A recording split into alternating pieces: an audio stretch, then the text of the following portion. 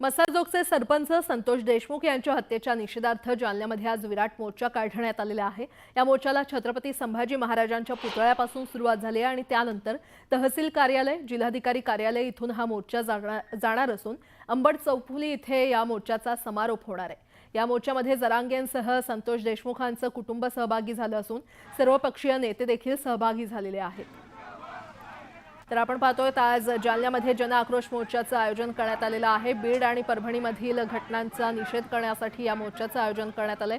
दरम्यान संतोष देशमुख यांचे कुटुंबीय या मोर्चामध्ये सहभागी झालेले आहेत। काल पैठणमध्ये देखील अशाच प्रकारचा जन आक्रोश मोर्चा काढण्यात आला होता आणि आज जालन्यामध्ये या विराट मोर्चाचं आयोजन करण्यात आलेलं आहे। आणि या संदर्भात अधिक माहिती देत आहेत आमचे प्रतिनिधी लक्ष्मण घाटोळ आपल्यासोबत जोडले गेलेले आहेत। लक्ष्मण, या जन आक्रोश मोर्चाला आता सुरुवात झाली आहे, काय अपडेट? हा जन आक्रोश मोर्चा काही वेळापूर्वी जालना शहरातील छत्रपती संभाजी महाराज चौकातून या मोर्चाला प्रत्यक्षामध्ये सुरुवात झालेली आहे आणि हा मोर्चा जो आहे तो आता पुढे मार्गक्रमण करतोय। या मोर्चामध्ये सोमनाथ देशमुख आणि संतोष सूर्यवंशी यांचे देखील कुटुंबीय ते सहभागी झालेले आहे। मोठ्या संख्येनं मराठा बांधव असतील, दलित बांधव असतील, हे देखील या मोर्चामध्ये सहभागी झालेले आहे आणि हा मोर्चा जो आहे तो आता हळूहळू पुढे सरकताना आपल्याला पाहायला मिळतोय। काही वेळापूर्वी मनोज जरांगे पाटील यांनी देखील या मोर्चाच्या सुरुवातीला सहभाग नोंदवलेला होता आणि ते या मोर्चाला हजेरी लावून आता हा मोर्चा जो आहे तो पुढे सरकतोय। केवळ संतोष देशमुखच नाही तर सोमनाथ सूर्यवंशी यांच्यावर जो काही अन्याय झालेला आहे, काही अन्यायाच्या विरोधामध्ये अशा पद्धतीनं इतक्या मोठ्या संख्येनं हे लोक जे आहेत ते अशा पद्धतीने रस्त्यावर उतरलेले आहे। एक जनाक्रोश जो आहे तो या सगळ्यांकडनं केला जातोय। पोलीस असेल किंवा प्रशासन असेल यांच्यावर जितका रोष आहे तितकाच त्या सगळ्या मारेकऱ्यांना आणि यातील ज्याला आका मोठा आका असं म्हटलं जातं या सगळ्यांच्या विरोधामध्ये हा सगळा मोर्चा जो आहे तो आता जालना शहरातून पुढे मार्गक्रमण करताना दिसतोय। महाराष्ट्रभरामध्ये अशा स्वरूपाचे मोर्चे जे आहेत ते पुढच्या काळामध्ये आयोजन केले जातील अशा प्रकारचा इशारा देखील या सगळ्या आयोजकांनी दिलेला आहे। याचं कारणही ते हेच सांगताय की ज्या वेळेला मोर्चे सुरू झाले, आंदोलनं सुरू झाले, त्यानंतर पोलिसांनी या सगळ्या प्रकरणामध्ये कार्यतत्परता दाखवली, आरोपींना अटक करायला सुरुवात केली। मात्र जोपर्यंत मोर्चे काढले नव्हते तोपर्यंत एकही आरोपी जो आहे तो ताब्यात नव्हता। हे सगळे मोकाट होते आणि म्हणूनच मोर्चातूनच जर पोलीस कारवाई करणार असेल तर आम्ही संपूर्ण महाराष्ट्रात अशा स्वरूपाचे मोर्चे काढू आणि पुढील 6 महिने अशा स्वरूपाचे मोर्चे जे आहे ते सुरू राहतील जोपर्यंत या सगळ्या आरोपींना फाशीची शिक्षा होत नाही, याच्या मागचे जे मास्टर माइंड आहे त्यांच्यावरती कारवाई होत नाही।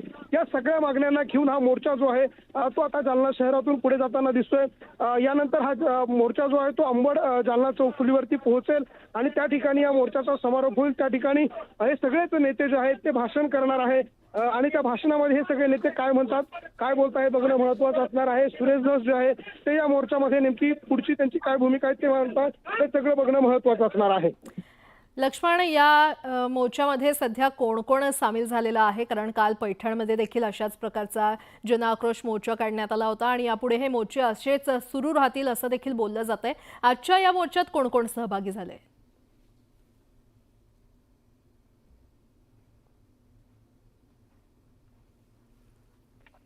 बहुधा काही तांत्रिक कारणांमुळे आपला आवाज आमच्या प्रतिनिधींपर्यंत पोहोचत नाहीये, मात्र ही थेट दृश्य सध्या आपण पाहतोय। मसाजोगचे सरपंच संतोष देशमुख यांच्या हत्येच्या निषेधार्थ जालन्यामध्ये आज विराट मोर्चा काढण्यात आलेला आहे।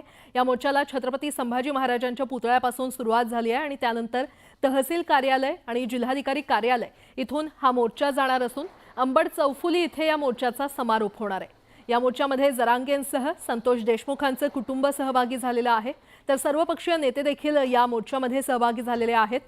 राज्यभरातून अनेक सामान्य कार्यकर्ते देखील या मोर्चामध्ये सहभागी झाले असल्याचं पाहायला मिळतंय। जालन्यातली ही दृश्य आपण पाहतोय। काल पैठणमध्ये देखील अशाच प्रकारे आक्रोश मोर्चाचं आयोजन करण्यात आले होतं। त्यामध्ये जरांगे असतील, देशमुखांचे कुटुंबीय असतील किंवा धस असतील, हे सगळेजण सहभागी झाले होते आणि आजच्या मोर्चामध्ये देखील जरांगे सहभागी झालेले आहेत। देशमुख कुटुंबीय देखील या निषेध मोर्चामध्ये सहभागी झालेले आहेत। जालन्यामध्ये हा जन आक्रोश मोर्चा काढण्यात आलेला आहे। संतोष देशमुख यांच्या हत्येला साधारण आता 1 महिना पूर्ण झालेला आहे आणि त्याच पार्श्वभूमीवर या मोर्चाचं आयोजन करण्यात आलेलं आहे। संतोष देशमुख यांच्या मारेकऱ्यांना फाशीची शिक्षा द्या अशी मागणी खरं तर सर्व स्तरातून होते. सरपंच संतोष देशमुख यांच्या या हत्येच्या निषेधार्थ काल पैठणमध्ये देखील अशाच प्रकारचा मोर्चा काढण्यात आला होता आणि आज जालन्यामध्ये या विराट मोर्चाचं आयोजन करण्यात आलेलं आहे. या मोर्चाला आता सुरुवात झालेली आहे. छत्रपती संभाजी महाराजांच्या पुतळ्यापासून या मोर्चाला सुरुवात झालेली आहे आणि त्यानंतर तहसील कार्यालय, जिल्हाधिकारी कार्यालय इथून हा मोर्चा जाणार असून अंबड चौफुली इथे या मोर्चाचा समारोप होणार आहे. दरम्यान या मोर्चामध्ये जरांगेंसह संतोष देशमुखांचं कुटुंब सहभागी झालं असून सर्वपक्षीय नेते देखील या मोर्चामध्ये सहभागी झालेले आहेत. मोर्चाची ही काही दृश्य आपण पाहतोय. हातामध्ये खरं तर काळे झेंडे आणि बॅनर घेऊन बरेच जण या मोर्चामध्ये सहभागी झालेले आहेत. संतोष देशमुख यांना न्याय मिळण्यासाठी ठिकठिकाणी मोर्चे काढण्यात येत आहेत. आज जालन्यामध्ये हा जन आक्रोश मोर्चा काढण्यात आलेला आहे. बीडमधील आणि परभणीमधील घटनेचा निषेध करण्यासाठी या मोर्चाचं आयोजन करण्यात आलेलं आहे. सोमनाथ सूर्यवंशी यांच्या यांच्या मृत्यूच्या निषेधार्थ देखील या मोर्चाचं आयोजन करण्यात आलेलं आहे. पुन्हा एकदा जाऊयात. आमचे प्रतिनिधी लक्ष्मण घाटोळ आपल्यासोबत जोडले गेलेले आहेत. लक्ष्मण, आपण बघतोय हा मोर्चा जो आहे तो मोठ्या संख्येनं या मोर्चामध्ये नागरिक जे आहे ते सहभागी झालेले आहे. एक विराट मोर्चा जो आहे तो या सगळ्या जालना शहरामध्ये निघाल्याचं हे चित्र आपण बघतोय. संतोष देशमुख यांच्या कुटुंबियांच्या मागणीसाठी, त्यांना न्याय मिळावा या मागणीसाठी हे सगळे आंदोलक जे आहे ते एकत्र आलेले आहे. आपण तुम्ही मोर्चात सहभागी झाला, काय मागणी आहे तुमची? नाही, मागणी आहे की संतोष देशमुखचे जे मारेकरी आहेत त्यांना शासन झालं पाहिजे. यामधील मुख्य आरोपी वाल्मिक कराड दिसतोय, त्याच्यामुळे हा ही मोठी घटना घडलेली आहे. देखील ते वाल्मिक कराडला 302 याच्यामध्ये अजून खटल्यामध्ये घेतलं जात नाही आणि आरोपीला वाचवण्याचं काम हे शासन करत असल्यामुळे तुम्ही बघितलं असेल 1 महिना होऊन गेला घटनेला. मोर्चे काढावे लागतात जे शासनाचं काम असताना आम्हाला रस्त्यावर सर्वसामान्य सर्व बहुजन समाजाच्या लोकांना उतरावं लागतं. त्यामुळे शासनाने यामध्ये तात्काळ वाल्मिक कराडवर कारवाई केली गेली पाहिजे. वाल्मिक कराडवर कारवाई केली पाहिजे. दीपकजी, तुम्ही सहभागी झाला आहात मोर्चामध्ये, तुमची भाषणं जास्त आहे, आक्रमकता आहे तुमच्या भाषणांमध्ये, रोष आहे, नेमकं काय? नाही, त्याच्यामध्ये जर बहुजनांचं अस्तित्वच धोक्यात येत असेल तर त्यात आम्हाला मैदानात उतरावं लागतंय. 5वा मोर्चा आहे, त्यातला एक आरोपी आणखी अटक झालेला नाही. मास्टर माइंडचं नाव पुढे येत नाही. याच्यामध्ये सांगितलं जातं की वाल्मिक कराड खंडणीतला आरोपी आहे. 302चा आरोपी कधी करणार आहे? आणि या वाल्मिक कराडचा सुद्धा कोणी बॉस असेल तर त्याला सुद्धा 302 मध्ये घेतलं पाहिजे. नाही, आमचा कसा संबंध नाही. अरे, वर्ल्ड ट्रेड सेंटर जे उडवलं त्या विमानात ओसामा बिन लादेन नव्हता ना, तर ओसामा बिन लादेन हा मास्टर माइंड होता. या घटनेत सुद्धा ओसामा बिन लादेन आहे आणि जोपर्यंत त्याला अटक होत नाही तोपर्यंत आमचा हा लढा सुरू राहील. सोमनाथ सूर्यवंशी असेल, संतोष देशमुख असेल, यासाठी खऱ्या अर्थाने एक सामाजिक आंदोलन या राज्यात उभा राहत आहे. त्यात आम्ही सहभागी झालोत. ही सामाजिक सलोख्याचा एक मोठं आंदोलन आहे. राजकारण नाही, जातीवाद नाही, जातीचा मोर्चा नाही, तर हा बहुजनांचा मोर्चा आहे आणि महाराष्ट्रातल्या खऱ्या अर्थाने अन्यायाच्या विरोधात वाचा फोडणारा या ठिकाणी मोर्चा आहे. या मोर्चाला डायव्हर्ट करण्यासाठी प्रतिमोर्चे काढले जात आहेत, सुपाऱ्या दिल्या जात आहेत, नाटकं केले जातात. त्याला एक्सपोज करण्यासाठी मी मैदानात उतरलेलो आहे. आपण असं म्हणाला होता काल की जो शेवटचा आरोपी आहे तो तुम्हाला माहित आहे कुठे?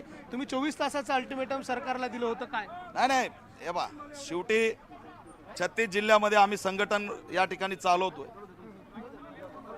संविधान या ठिकाणी आहे, कायदा आहे, पोलिसांच्या हातात यंत्रणा आहे. पण पॅंथर म्हणून जशाची तशी भूमिका घेण्याची वेळ आमच्यावर आल्यावर आम्ही त्याला कुणालाही सोडणार नाही. आपण बघतोय महिलांची संख्या देखील या मोर्चामध्ये आहे. सगळं संतोष देशमुख यांचं कुटुंबीय जे आहे ते देखील या मोर्चात सहभागी. काही महिला आहेत, आपण त्यांच्याशी बोलूया. आमची मागणी एकच आहे, आरोपीला फाशी झाली पाहिजे आणि देशमुख कुटुंबियाला संरक्षण पण मिळालं पाहिजे आणि संतोष भैयाला, सोमनाथ दादा सूर्यवंशी यांना न्याय मिळाला पाहिजे. आम्ही महिला असून आम्ही काय रेपणे, आम्ही जाहीर निषेध करणार आहे त्यांचा.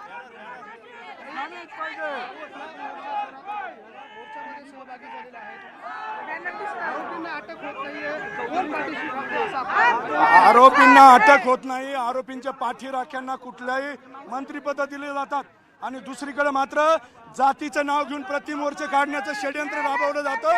या विरोधात गुन्हेगारांच्या बाजूने जर कोणी आंदोलन आणि मोर्चे काढत असतील तर हे लोक महाराष्ट्राच्या पुरोगामी चेहऱ्यावर काळीमा फासत आहेत आणि त्या विरोधात सर्व जाती धर्मीय संवेदनशील माणसं नागरिक आज रस्त्यावर उतरलेत आज जालन्यात उतरले उद्या संपूर्ण महाराष्ट्रात उतरतील। कुठल्याही परिस्थितीत मंत्री असो नाही तर कोणी असो, या नाराधबांच्या मागे जे कोणी असतील त्यांना याची किंमत मोजावी लागली पाहिजे। दादा, तुम्हीही मोर्चामध्ये सहभागी झाला, काय मागणी? आमची चौधरीच्या विरोधामध्ये, चौधरीला मारलं त्या पीआयच्या विरोधामध्ये, सोमनाथ सूर्यवंशीला मारणाऱ्या पीआयच्या विरोधात आतापर्यंत गुन्हा दाखल झाला नाही।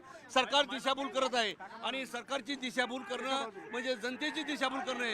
एका मागासवर्गावर केलेल्या अन्यायाच्या विरोधामध्ये न्याय मिळण्याची भूमिका घेतली तरी सरकार करत नाही, ही दलितांच्या विरोधातली भूमिका आहे।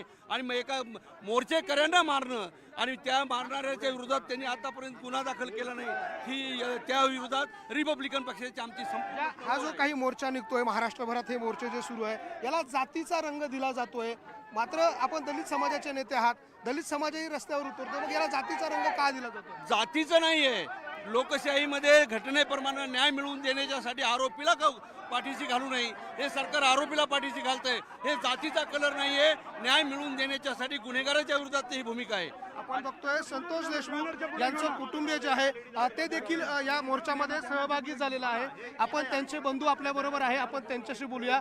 तुम्ही मोर्चामध्ये सहभागी झालेला आहे, मोर्चा मोठ्या प्रमाणामध्ये गर्दी तुमच्या या सगळ्या न्यायासाठी होतीये, कसं बघता याकडे? याकडे समाज आहे, समाज ह्या न्यायाच्या भूमिकेत सगळ्या रस्त्यावर उतरलेला आहे आणि आम्ही पण न्यायाच्या भूमिकेत आहोत, आम्हाला न्याय भेटला पाहिजे। आपण संतोष देशमुख यांची मुलगी आपल्या बरोबर आहे, आपण तिच्याशी देखील बोलू। ताई, तू जो काही आव्हान लोकांना करतेय, लोक तुझ्यासाठी इतक्या मोठ्या संख्येनं रस्त्यावर उतरत आहे, काय भावना आहे? भावना ह्याच आहेत की आम्ही न्याय मागतो, आम्हाला न्याय पाहिजे आणि जे आरोपी आहेत त्यांना कठोरात कठोर शिक्षाही झालीच पाहिजे। तुझा आक्रोश जो आहे तो महाराष्ट्र ऐकतो आहे। पुन्हा तुला प्रश्न तोच आहे की या सगळे मोर्चे महाराष्ट्रामध्ये होत आहे आणि या सगळ्या मोर्चांमध्ये देखील तुम्ही सहभागी होत आहे, तुमची सरकारकडे मागणी काय आहे? तुम्ही देवेंद्र फडणवीसांना देखील भेटला, मागणी हीच आहे की न्याय पाहिजे।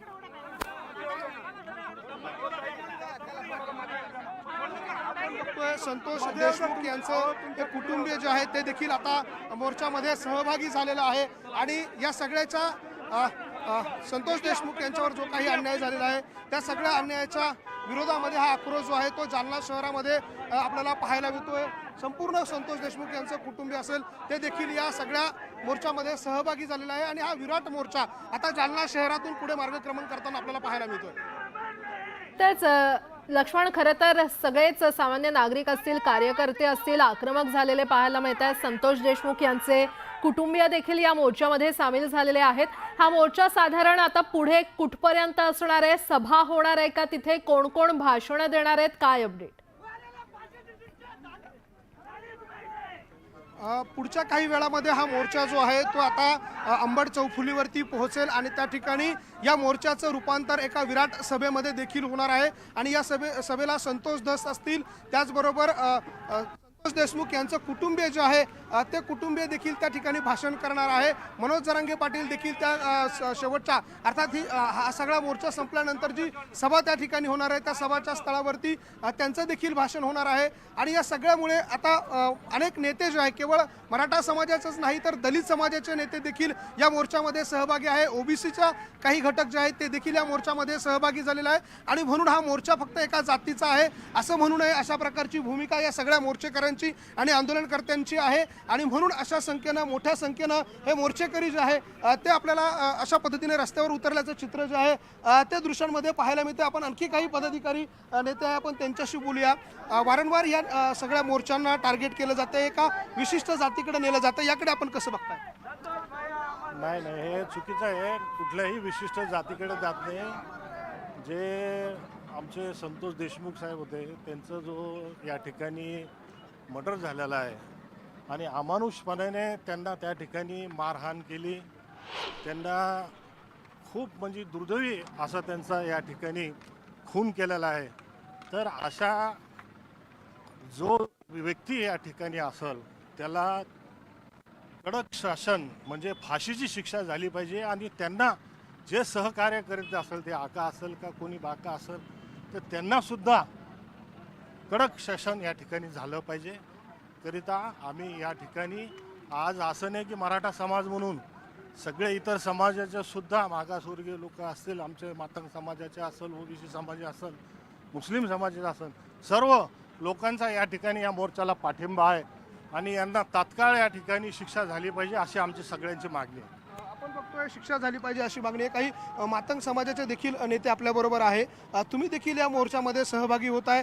काय तुमची काय नेमकी या सगळ्या मोर्चाच्या अनुषंगाने मागणी आहे? अण्णाच्या मारेकऱ्याला फाशी झाली पाहिजे आणि अण्णा मारेकऱ्याला संतोष भाऊच्या पाठीशी घालणाऱ्या गुंडाला धडा शिकवण्यासाठी महाराष्ट्राचे मुख्यमंत्री देवेंद्र भाऊ फडणवीस यांनी पुढाकार घेऊन बीड जिल्ह्याचं पालकमंत्रीपद स्वीकारावं आणि तेथली दहशत ही गोरगरिबाची आहे ती कमी करण्यात यावी यासाठी आम्ही सर्वजण सामील झालो.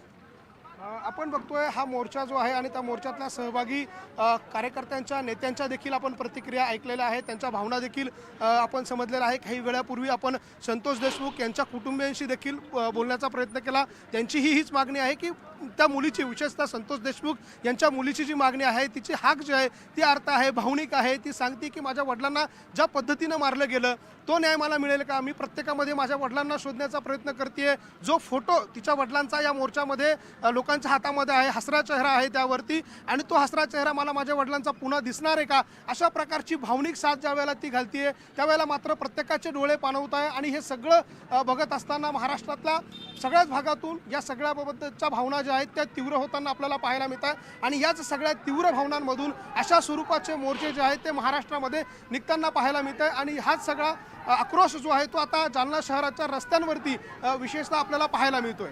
बरं लक्ष्मण, तुमच्याशी वेळोवेळी बातचीत करतच राहू. तुर्तास धन्यवाद या संपूर्ण आढाव्यासाठी.